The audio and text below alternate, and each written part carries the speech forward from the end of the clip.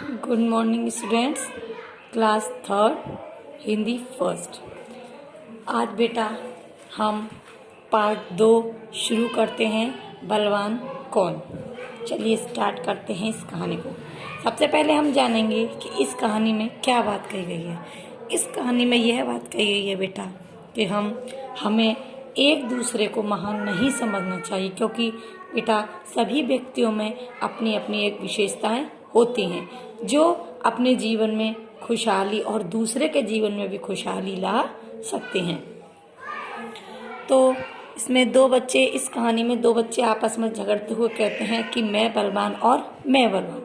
तो देखिए किस तरह से दादाजी आप उन दोनों के झगड़े को दूर करते हैं। चलिए शुरू करते हैं इस कहानी को। मैं तुमसे अधिक बलवान हूँ, तनुष ने ऊंची आवाज में कहा। जी नहीं, मैं तुमसे बड़ा हूँ, इसलिए मैं ही ज्यादा ताकतवर का मतलब होता है शक्तिशाली हूँ। मनन ने तनुष की बात का जवाब दिया। मैं तुम नहीं, मैं। उनकी चीख चिल्लाहट से दादाजी की नींद खुल गई। अरे यह क्या शोर मचा रखा है, अच्छे बच्चे लड़ते नहीं, दादाजी ने कमरे से बाहर आकर कहा। ध्यान से पढ़ेंगे इस स्टोरी को। देखिए ना दादाजी, भैया कहते हैं कि वे बड़े हैं, इसलिए वे ही ज्यादा ताकतवर हैं, मैं नहीं, तनुष ने दादाजी को बताया। और नहीं तो क्या, जो बड़ा होता है वही शक्तिशाली होता है। क्यों दादाजी, मनन ने कहा।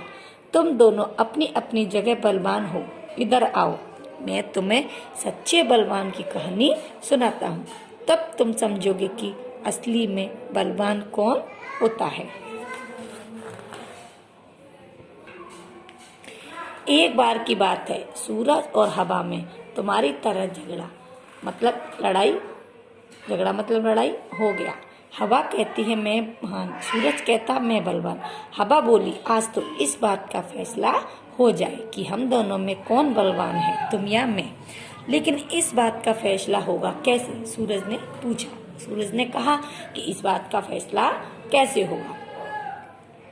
हवा ने एक आदमी की तरफ संकेत किया, मतलब इशारा किया करके कहा, देखो वह कंबल ओढ़े जो आदमी जा रहा है ना, हम दोनों में से उसका कंबल जो उतरवा देगा वही बलवान होगा। मतलब इस व्यक्ति के तन से जो कंबल उतरवा देगा वही बलवान होगा।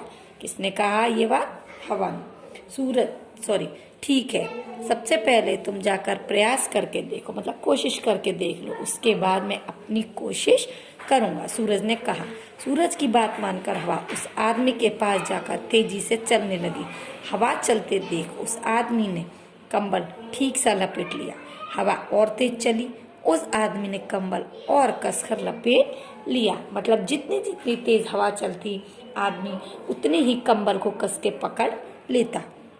हवा ने भयंकर आदमी का रूप धारण कर लिया, पर यह क्या, जितनी तेजी से हवा चलती आदमी और अधिक ताकत से कंबल को पकड़ लेता। उसने कंबल नहीं उतारा। हवा परेशान होकर सूरज से बोली, चलो अब तुम्हारी बारी, मैंने तो अपनी सब कोशिश करके देख ली। हवा हैरान होकर बोली, ठीक है मैं कोशिश करता हूँ। इतना कहकर सूरज धीमी गति से ऊपर की तरफ बढ़ने लगा। सूरज की किरणों के चारों ओर फैलते ही संसार में उजाला हो गया। धूप चारों ओर खिल उठी।